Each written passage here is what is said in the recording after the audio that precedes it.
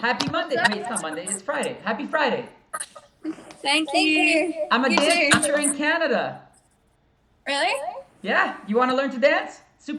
Yeah, we found this one guy who played the trumpet for us, and like we had like a combo with him. And that's pretty cool. That's very cool. I have a guitar for 5 years that I have never played. So you running into Oh, someone. really? Yeah, it was a gift. It was a gift from my mom, and she gave it to me because she was hoping I would play guitar. And it's been 5 or 6 years. I'm still not interested in playing guitar. So if you're in Canada and you need a guitar, I may just give it to you. But yeah, good time. You used to Yeah, I what? used to be able to play the song "Over the Rainbow" of the movie Australia. I've never seen that Voice movie. Is of that a the good Dolls. movie? Really? Yeah. Yeah. Well, that's what it was. Yeah. So Oh, after Wizard of Somewhere Oz, Over and the Rainbow. yeah. That's a beautiful song. I remember that. Wait. Oh yeah, yeah. Yeah, so Somewhere Over the Rainbow. Way up high. And the dreams that you dream of once in a lullaby. Yeah. Ukulele. Have you heard that Mm. version? Yeah, I have. Over the rainbow, way up high. Yeah! I don't know the lyrics, but hey, how are ya? Awesome. Hey, how are ya? Are you Canadian? I am Canadian. How did you figure? Did I say A already? No, you just so positive. It's just Where are you? I'm in Canada, but where are you? Ireland. Dude, okay. How's it going there? Like, are any stores, anything being open right now? Are they relaxing a little bit or no? Well, we've had like essential shops open all Mhm. throughout, for like food and stuff. But I mean, clothes shops and stuff like that, they won't be opening until Speaking of positivity, I just keep coming back to we're talking. I'm thinking about positivity. How how are you finding that you're filling up your cup with positivity? Well, I look at places like Italy and obviously China, and then I was like, well, we are not in the same situation as them, so we haven't been hit as hard.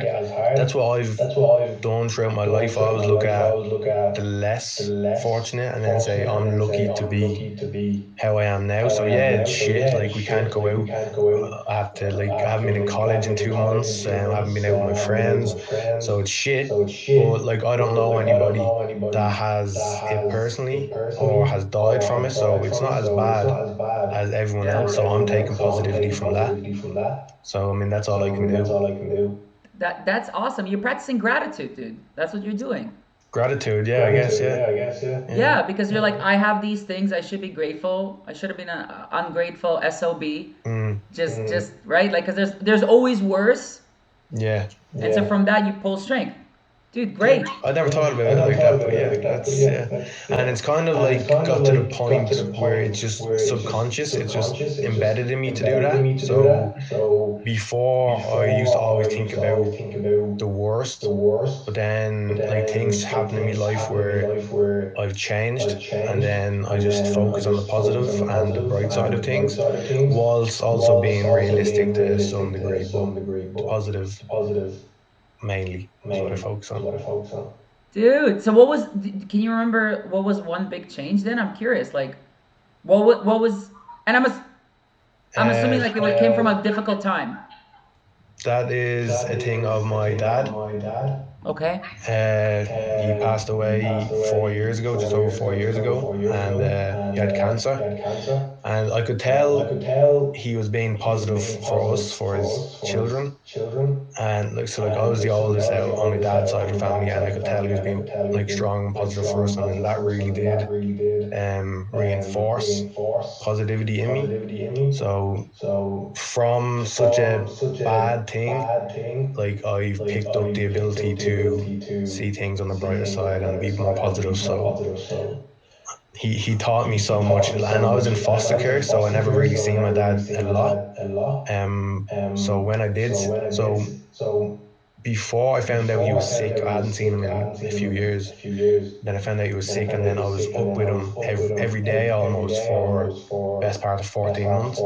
So I built such like I had a relationship kind of with my dad, but now I had a friendship with him, and then that's one great thing that came out of such a bad situation. So yeah, no, I mean obviously it's shit, but I'm just grateful to That's have that relationship with him. he gave you an amazing gift. Mm. Like he passed it on to you. And I remember like I'd watch like movies and TV shows and see these father-son moments when I was younger, and I never relate to them, so I never get the full impact of it.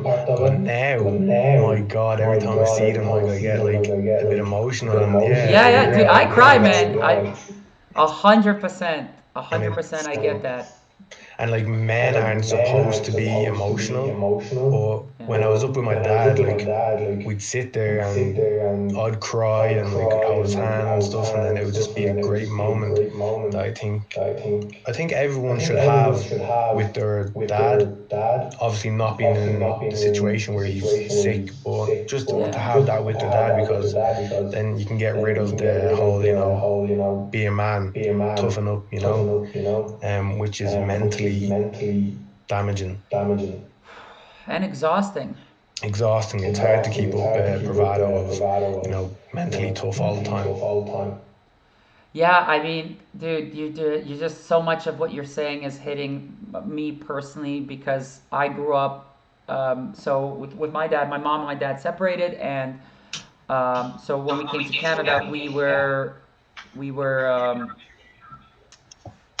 you know, I would always look at my teachers as for father figures, Mm, and my dad was kind of would call and just, but I haven't seen him in like 24 years. He lives in another country. He lives in Russia. So he lives in Russia, and he has got another family, and I mean nothing against any of that, right? Like just like my mom, everybody has to move on, but definitely the thing of like as I was growing up 13, 14, 15, 16, 17, 20, 21, 25, I'm like, what does it mean to be a man?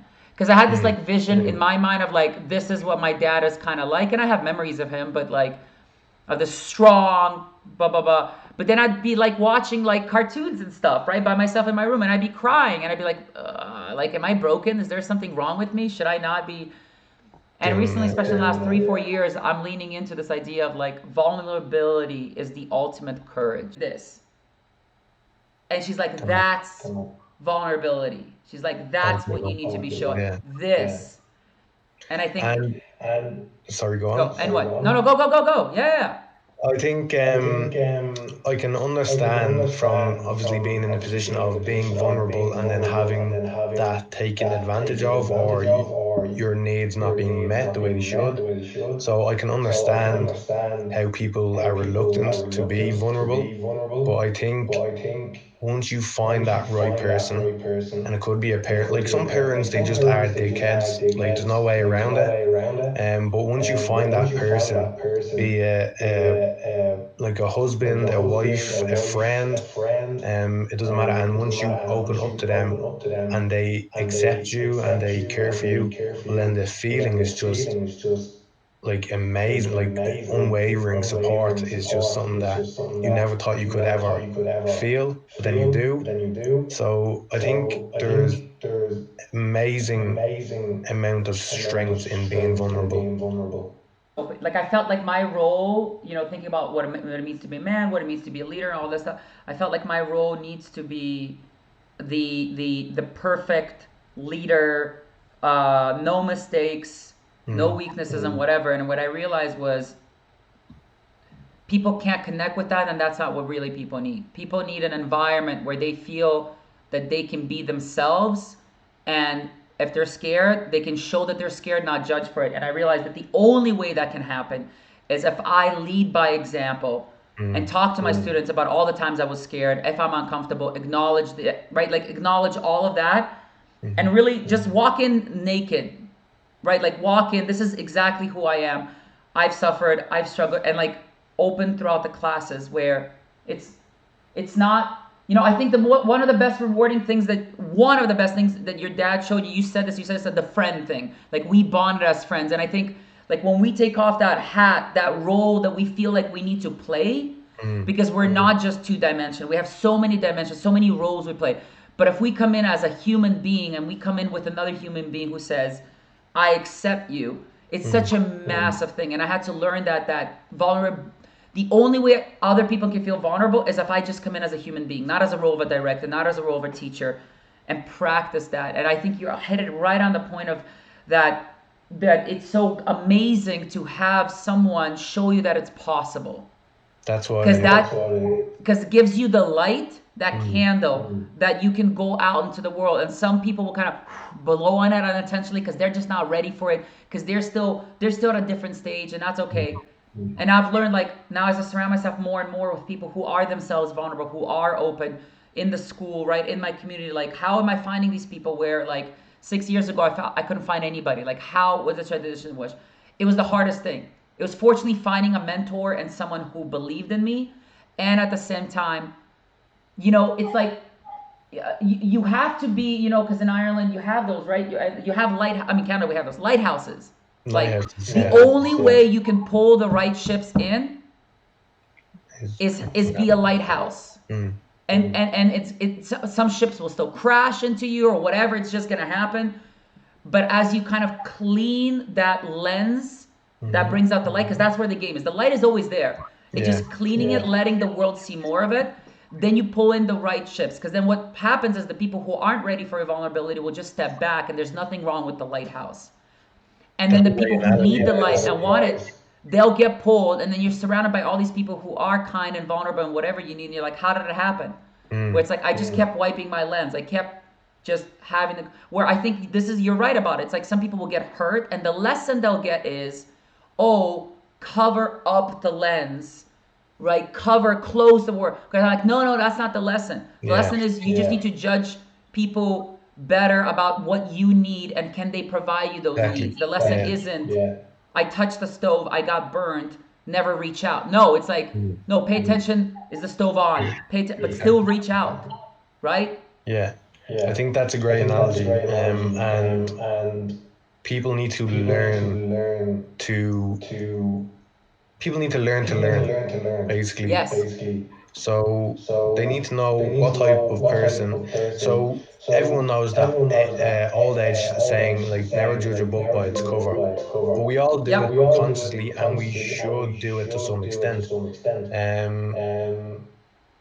And what I mean by that is you should use your past experiences to not block off people, but to see which people you vibe with, see which people you connect with, and then that will only make it easier for you to connect with the right type of person for you. So use both, use the negativity and the positivity, and put a positive spin on the negativity. I mean, it's hard, especially when you're like, it's easy to be positive when everything is going good, but it's hard to be positive when things are up against the wall. And then, like, for my dad, when he had cancer, I mean, that's awful. And to see someone remain so positive, even though it was a bit of a bravado for us, to see him still want to be positive for us, that's what really did it for me.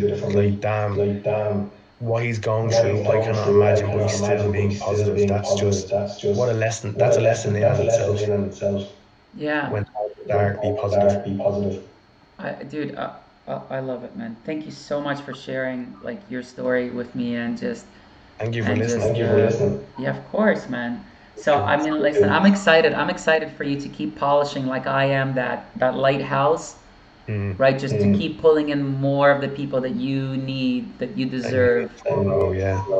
And the best part is, like, you're gonna be inspiring all of them as you pull them in, because everybody needs that, and they just need more people around believing that it's possible, and you're showing me it's possible through gratitude. That means a lot. Thank you. My pleasure, dude. Have an amazing day, okay?